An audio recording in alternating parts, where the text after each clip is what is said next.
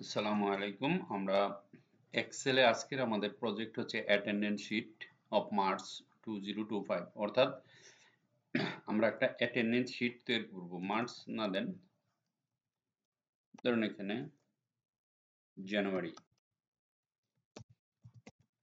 ধরুন জানুয়ারি 2025, জানুয়ারির একটা অ্যাটেন্ডেন্স শিট, মানে হাজিরা আর কি, স্কুলের হতে পারে, অফিসে হতে পারে।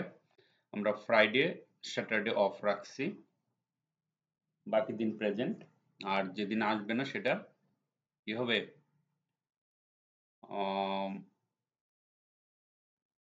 অ্যাবসেন্ট। ঠিক আছে, আমরা এখানে অ্যাবসেন্ট দিছি, হচ্ছে আমরা অ্যাবসেন্টটাকে রেড করে দেই, দেন যেখানে অ্যাবসেন্ট হবে সেখানে রেড হয়ে যাবে। আমরা কোথায় যাব, কন্ডিশনে যাই, নিউ রুলসে যাব, এখানে যাব, এখানে যাব স্পেসিফিক টেস্ট, এ লেখা থাকলে সেটা অ্যাবসেন্ট হয়ে যাবে। ফরম্যাট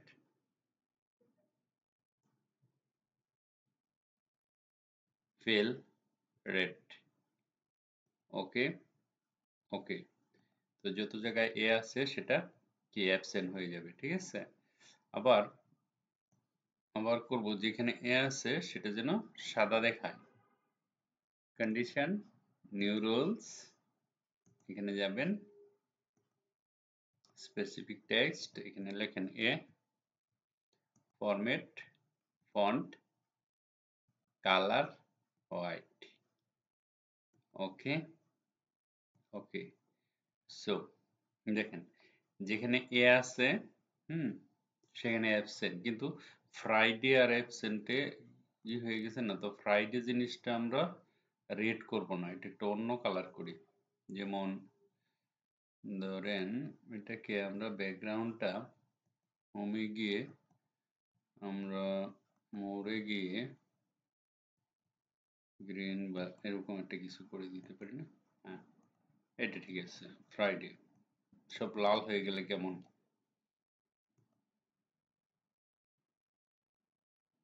অ্যাবসেন্ট রেট দিতে হবে, কারণ অ্যাবসেন্ট এটা তো আপনি স্যালারি পাবেন ফ্রাইডে।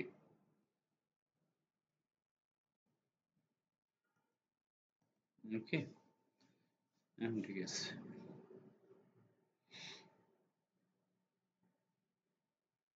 ওকে, সো এখন দেখেন, অ্যাটেন্ডেন্স শিট লিখবেন, মার্জিন সেন্টার সেটা তো জানেনই আপনারা, ডেট লিখবেন। আমি যারা পারেন না এটা বানাই দিয়ে তাদেরকে আমি হেল্প করব ক্লাসে, আমি এটার উপর একটা ক্লাস নিব ক্লাসে।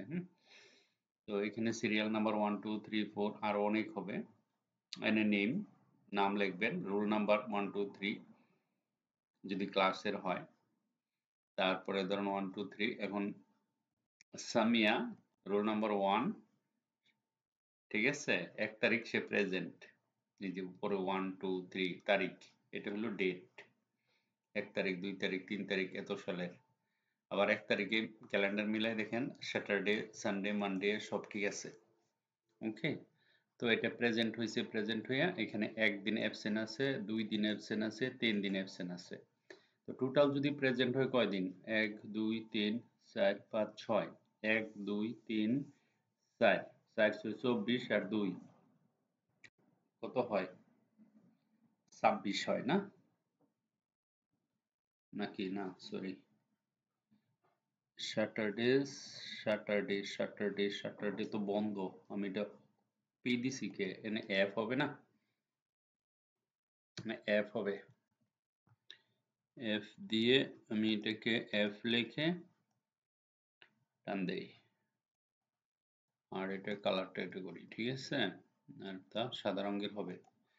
এফ তো স্যাটারডে ছুটির দিন না, এই জন্য এফ। এখন দেখেন এইখানে কয়টা, 1 2 3 4 5টা, 1 2 3 4 5টা, তাহলে প্রতি গ্যাপে গ্যাপে 5 দিন 5 দিন করে, 2 দিন বন্ধ আর 5 দিন, তাহলে 1 2 3 4, ঠিক আছে, 4 5 20 আর 2 22, তাহলে টোটাল ওয়ার্কিং ডে হচ্ছে অফিস ডে হচ্ছে 22 দিন। 22 দিন থেকে আমার আবার 3 দিন আছে অ্যাবসেন্ট, ধরেন আমি অ্যাবসেন্ট করছি 3 দিন, তাহলে এই 3 দিন মাইনাস হয়ে 19 হবে।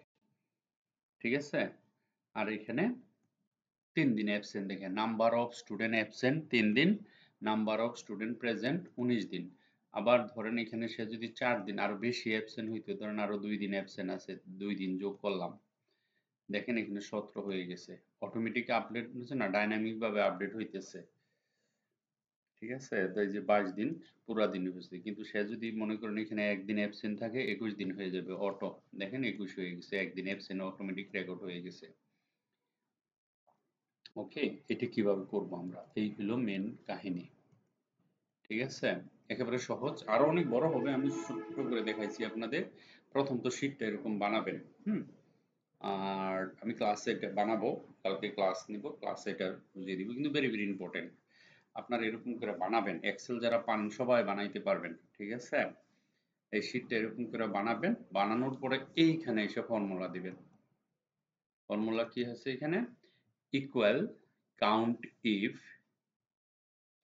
কাউন্ট ইফ, হ্যাঁ, এইখান থেকে একটা টাইনা এই পর্যন্ত নিবেন, এই যে লাস্ট পর্যন্ত একটা ব্রেকেট দিবেন, পি দিবেন, বলবেন কাউন্ট করো যদি এখানে কোনো পি থাকে, পি মানে তো প্রেজেন্ট, তাহলে ও কাউন্ট করে দিবে, কাউন্ট ইফ এর ফর্মুলা। ঠিক আছে, যখনই আমি এন্টার দিব অটোমেটিক্যালি সে 70 কাউন্ট করে দিচ্ছে। ঠিক আছে, কারণ 70 পি আছে, একটা দুইটা তিনটা চারটা পাঁচটা, হ্যাঁ, 10টা 11টা 12টা 13টা 14টা 15 16 17টা, 17টা পি সে কাউন্ট করে দিচ্ছে। ওকে, এখানে মনে করেন প্রত্যেকটা প্রতিদিন প্রেজেন্ট, এখানে 22 এসেছে, 22 হলো ওয়ার্কিং ডে।